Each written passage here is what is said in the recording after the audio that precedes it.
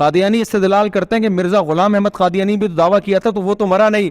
ہم کہتے ہیں نہ تو اس کا پیغمبروں والا گیٹ اپ تھا, اور دوسری بات یہ کہ جب اللہ نے اپنے پیغمبر کی زبان سے کہلوا دیا کہ میں خاتم النبیین ہوں, میرے بعد نبی نہیں ہے, تو اب اللہ ویسے کسی کا ذمہ دار نہیں ہے, چاہے بظاہر گیٹ اپ پیغمبروں والا ہی کیوں نہ ہو.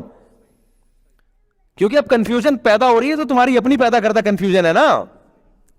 نہیں یاری بات, یہ تو تمہیں اگر لگ رہا ہے کہ یہ پیغمبر ہے تو تمہارا اپنا دماغ کا فطور ہے. جب اللہ نے قرآن میں بھی کہہ دیا کہ خاتم النبیین ہے, آخری نبی ہے, اور نبی اعلان کر دیا, پوری امت کا اجماع بھی ہو گیا, اب اگر کوئی بھی آگے دعویٰ کرتا ہے تو اللہ کے ذمے نہیں ہے کہ اس کی برات کا اعلان کرے, کیونکہ اللہ کہتا ہے اب یہ اس کو نبی ماننا یہ تمہارا فالٹ ہے, یہ میرا قصور نہیں ہے کہ میں اس کو سزا نہیں دے رہا.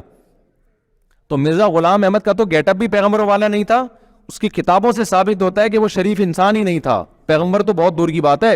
تبھی جتنے ختم نبوت کے علماء ہیں نا, کبھی بھی وہ کہتے ہیں ہمیشہ قادیانیوں سے مناظرہ مرزا غلام احمد کی شرافت پہ کیا کرو, نبوت اگلی چیز ہے, وہ شرافت ثابت نہیں کر سکتے کہ شریف آدمی تھا وہ.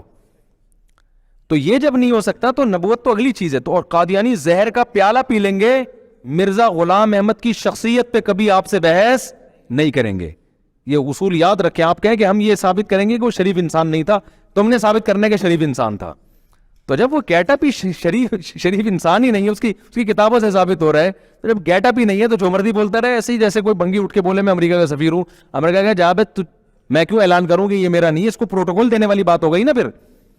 تو قرآن کہہ رہا ہے محمد صلی اللہ علیہ وسلم کا ایسا گیٹ اپ ہے اور ایسی خوبصورت اور خوبصورت شخصیت ہے, اگر یہ پورا قرآن تو دور کی بات ایک لفظ ہماری طرف غلط منسوب کر دیں تو ہم ان کو چھوڑیں گے نہیں, کیونکہ لوگ کنفیوز ہوں گے. یہ ہمیں سمجھانے کے لیے, حالانکہ نبی سے اس کا امکان تھا نہیں. لَأَخَذْنَا مِنْهُ بِالْيَمِينِ ثُمَّ لَقَطَعْنَا مِنْهُ الْوَتِينَ وَمَا مِنْكُمْ مِنْ أَحَدٍ عَنْهُ حَاجِزِينَ. پھر کوئی بھی اس عمل سے ہمیں نہیں روک سکتا.